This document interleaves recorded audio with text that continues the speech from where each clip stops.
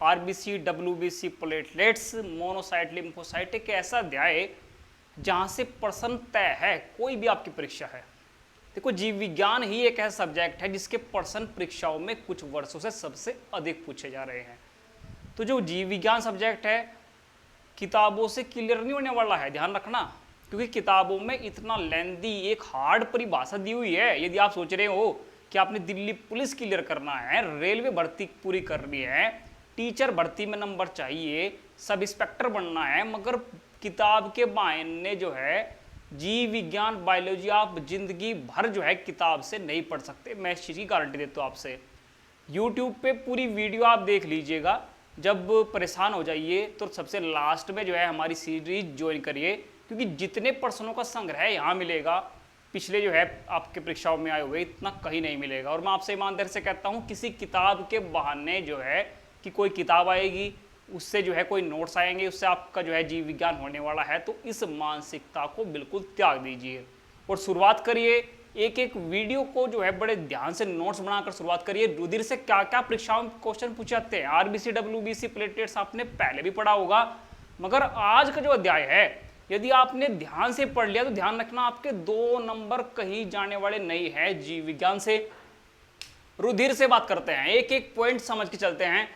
पहला क्वेश्चन आता है रुधिर में, रुधिर का सबसे अधिक भाग क्या होता है? रुधिर में सबसे अधिक भाग क्या होता है? वहां इस तरह से ऑप्शन देता है कि आरबीसी, डब्ल्यूबीसी, प्लेटलेट्स या प्लाज्मा। रुधिर में सबसे अधिक क्या होता है? तो एक एक पॉइंट को बड़े ध्यान समझते हैं। रुधिर में ध्यान रखना 55% जो है प्लाज्मा पाया जाता है और 45% में आपका आरबीसी भी है, डब्ल्यूबीसी भी है और आपका प्लेटलेट्स भी है। तो पहला क्वेश्चन क्लियर होता है कि जो रुधिर है उसका सबसे अधिक भाग जो होता है वो होता है प्लाज्मा, जिसकी मात्रा होती है 55%। ध्यान रखना, रुधिर एक तरल संयोजी ऊतक है, टिश्यू है। टिश्यू के बारे में जो पाचन तंत्र की जो वीडियो है नीचे डिस्क्रिप्शन में लिंक मिलेगा, उसके बारे में, टिश्यू के बारे में बहुत अच्छी तरीके से समझाया गया है, वहां से वो टॉपिक पूरा करिए। फिलहाल ध्यान रखने तरल संयोजी ऊतक है आपका रुधिर है। और रुधिर के बारे में क्वेश्चन है, इसको ध्यान समझते हैं। मानव शरीर का 7% होता है रुधिर। मानव शरीर का कितना? भार का 7%। मानव शरीर के भार का कितना? 7%। पीएच मान 7.4 है, सभी जानते हैं। पुरुष में 5 से 6 लीटर होता है, महिलाओं में 1-2 लीटर कम होता है। पुरुषों के मुकाबले महिलाओं में क्या होता है? 1-2 लीटर कम आपका होता है। रुधिर में हिपैरिन प्रोटीन क्या काम करता है? ये बड़ा ही जो है गंभीर क्वेश्चन है कि रुधिर में हिपैरिन प्रोटीन क्या काम करता है। आपने देखा होगा कि यदि बहुत अधिक जो है ठंडे तापमान में जाते हैं तो प्रत्येक चीज जम जाती है। यदि माइनस में जाते हैं तो कोई जूस भी है वो भी बिल्कुल जमकर जो है बर्फ जैसा हो जाता है, मगर शरीर का रक्त जो है माइनस टेम्परेचर में भी नहीं जमता है। यदि रक्त की एक बूंद भी शरीर से बाहर निकलती है तब वो जम जाती है। कोई ना कोई तो है प्रोटीन जो शरीर में जो है रक्त को जमने से रोकता है। यही प्रश्न पिछले वर्ष पूछा गया था कि वह कौन सा प्रोटीन है जो शरीर में रक्त को जमने से रोकता है। तो ध्यान रखना वो प्रोटीन है हिपैरिन। इसके कारण शरीर में रक्त नहीं जमता है चाहे आप कितने भी माइनस टेम्परेचर में जाते हो। उम्मीद है ये क्वेश्चन आपके समझ आया होगा। आइए जो है बड़ी डिटेल समझते हैं प्लाज्मा का क्या है, क्या कार्य है। ध्यान रखना पीले रंग का क्षारीय द्रव है, एक एक पॉइंट ध्यान समझना। प्लाज्मा क्या है? पीले रंग का क्षारीय द्रव्य है। 90% जल पाया जाता है, 10% प्रोटीन है, कार्बनिक है, अकार्बनिक पदार्थ हैं। प्लाज्मा का कार्य ये मोस्ट इंपोर्टेंट है, पचे हुए भोजन से निकले हार्मोन्स को शरीर की प्रत्येक कोशिका तक पहुंचाना। पचे हुए भोजन से निकले हार्मोन्स को शरीर की प्रत्येक कोशिका तक पहुंचाना किसका कार्य है? प्लाज्मा का कार्य है, बड़ा इंपोर्टेंट है। प्लाज्मा में कुछ प्रोटीन हैं, फाइब्रोनोजेन प्रोटीन, प्रोथ्रोम्बिन प्रोटीन जो है प्लाज्मा में उपस्थित होता है, ये ध्यान रखना है आपने। ये जो है क्वेश्चन बड़ा इंपॉर्टेंट है। एल्बुमिन प्रोटीन प्लाज्मा में जल नियंत्रण करता है। देखिए कितना अच्छा क्वेश्चन है, दिल्ली पुलिस वालों के लिए, एनटीपीसी वालों के लिए स्पेशल क्वेश्चन है। एल्बुमिन प्रोटीन जो है प्लाज्मा में जल नियंत्रण करता है। आइए जो है आरबीसी को समझते हैं। आज के क्वेश्चन सारे जो है समझने वाले ही क्वेश्चन हैं। आरबीसी रेड ब्लड सेल्स जिसे कहा जाता है, यदि इसका वैज्ञानिक नाम याद रखते हैं तो इरिथ्रोसाइट, इरी मतलब ये जो एरी होती है घर पर उसकी तरह काटने की तरह काम करता है, सो ट्रिक से समझते हैं।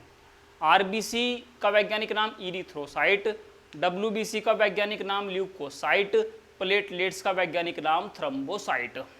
अब कैसे ध्यान रखें इनके, ध्यान रखना आरबीसी तो एरी की तरह काम करता है, काटने की तरह काम करता है, ये लुकने छिपने का काम करता है। डब्ल्यूबीसी शरीर में कैसा काम करता है, लुकने छिपने का, लुका छुपी खेलता है, ये सिपाही भी है, ये बात करेंगे इसकी। और ये कहता है दोनों से प्लेटलेट्स की थम जाओ, ना तो आप लुक को छिकने पर काम करो, ना ही आप जो है एरी की तरह काम करो। ये कहता है थम जाओ, तो थम से ध्यान रखना है थ्रोम्बोसाइट। ये लुकता है तो ल्यूकोसाइट, ये एरी की तरह काम करता है तो इरिथ्रोसाइट। ये इनके वैज्ञानिक नाम हैं। देखो आरबीसी के बारे में सभी जानते हैं, लाल रक्त कणिका के बारे में जानते हैं कि कमी से एनीमिया रोग हो जाता है, शरीर में कमी से कौन सा रोग हो जाता है, एनीमिया रोग। दूसरा क्वेश्चन बड़ा इंपॉर्टेंट है, आरबीसी का आकार बहुत एग्जाम में पूछा गया है कि आकार इनका होता है उभयावतल, ये बड़ा ही खास क्वेश्चन है।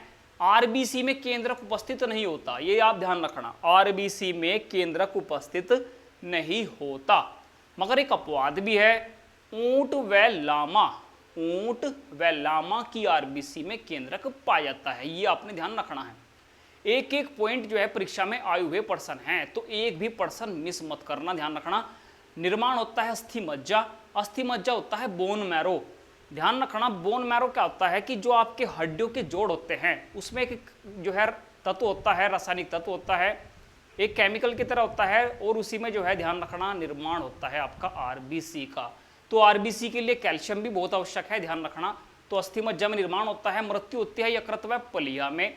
मगर एक क्वेश्चन पूछा गया था कि भ्रूण के समय आरबीसी का निर्माण कहाँ होता है, तो यकृत व पलिया में होता है, ये आप ध्यान रखना। भ्रूण के समय आरबीसी का निर्माण यकृत व पलिया। कार्यकाल सभी जानते हैं 20 से 120 दिन होता है। संख्या सबसे इंपॉर्टेंट है, आरबीसी की संख्या बहुत बड़ा एग्जाम पूछी गई है, तो 45 से 50 लाख पर घन मिलीमीटर होती है। कितनी होती संख्या, 45 से 50 लाख पर घन मिलीमीटर। इनकी गणना देखिए पिछले वर्ष ही जो है एक एग्जाम में पूछा गया था कि आरबीसी की गणना किससे होती है, बड़ा इंपॉर्टेंट क्वेश्चन है, हीमोसाइटोमीटर, हीमोसाइटोमीटर से ही गणना होती है किसकी, रेड ब्लड सेल्स की। कार्य क्या है, O2 तथा CO2 का संवहन है, शरीर की प्रत्येक कोशिका तक ऑक्सीजन को पहुंचाना, शरीर की प्रत्येक कोशिका तक ऑक्सीजन को पहुंचाना, और कोशिका में बनी हुई CO2 को शरीर से बाहर निकालने का जो कार्य है वही कार्य है आपका आरबीसी का, रेड ब्लड सेल्स का, लाल रक्त कणिकाएं का। सबसे बड़ी आरबीसी की बात करते हैं तो हाथी की सबसे बड़ी आरबीसी होती है। सबसे छोटी जो आरबीसी होती है वो हिरण में पाई जाती है, कस्तूरी मर्ग में पाई जाती है, ये बड़ा खास क्वेश्चन है। सबसे बड़ी आरबीसी हाथी की होती है और छोटी आरबीसी होती है कस्तूरी मर्ग की।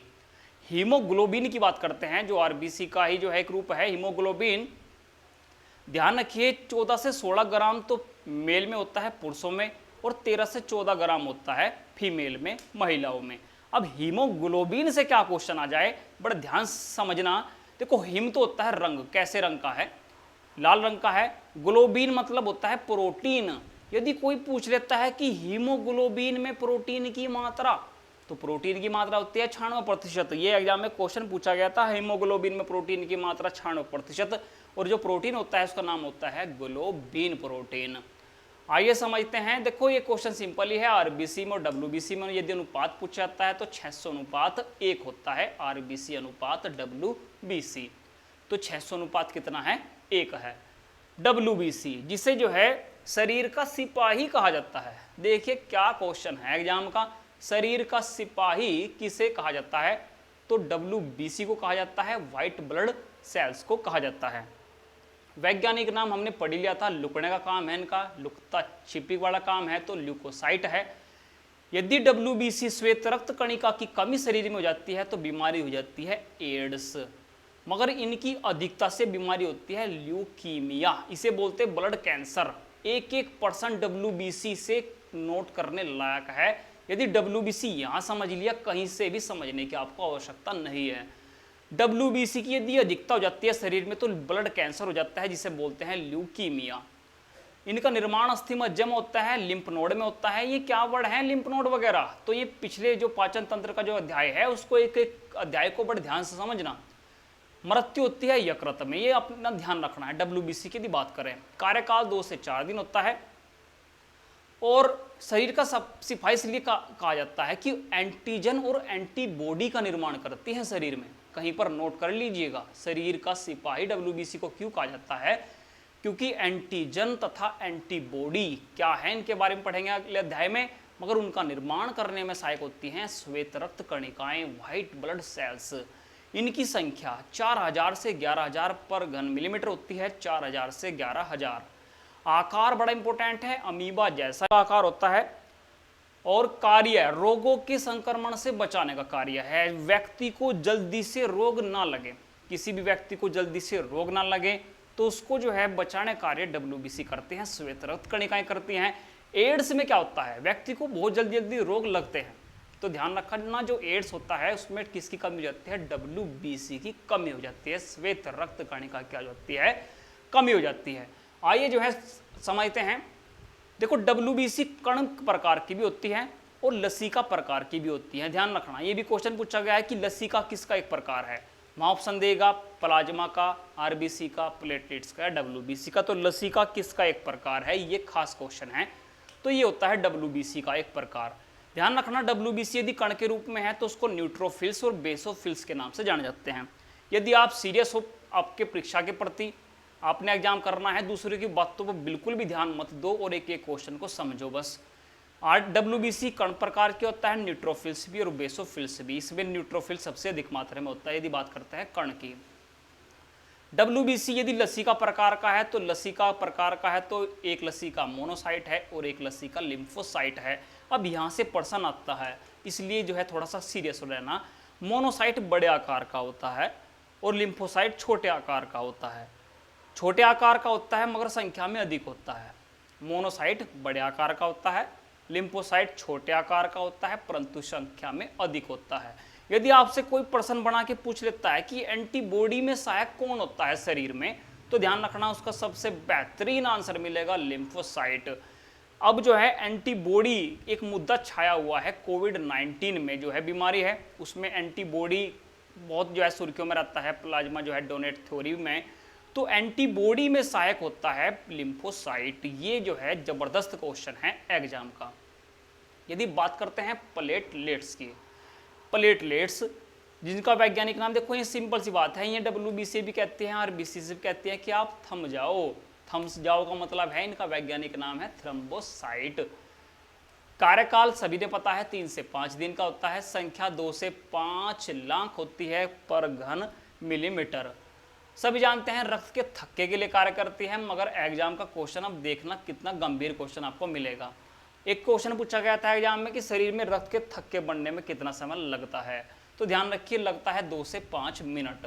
विटामिन के रक्त के थक्के में सहायक होता है, ध्यान रखना हरी सब्जियों में मिल जाएगा, कीवी आपके फल में मिल जाएगा। तभी तो जो है डेंगू बुखार में जो है डॉक्टर सलाह देते हैं कि कीवी फल वगैरह आप खाइएगा, क्योंकि वहाँ पर जो है आपका कौन सा स्रोत आपको मिलेगा, विटामिन के, जो मदद करेगा रक्त के थक्के में।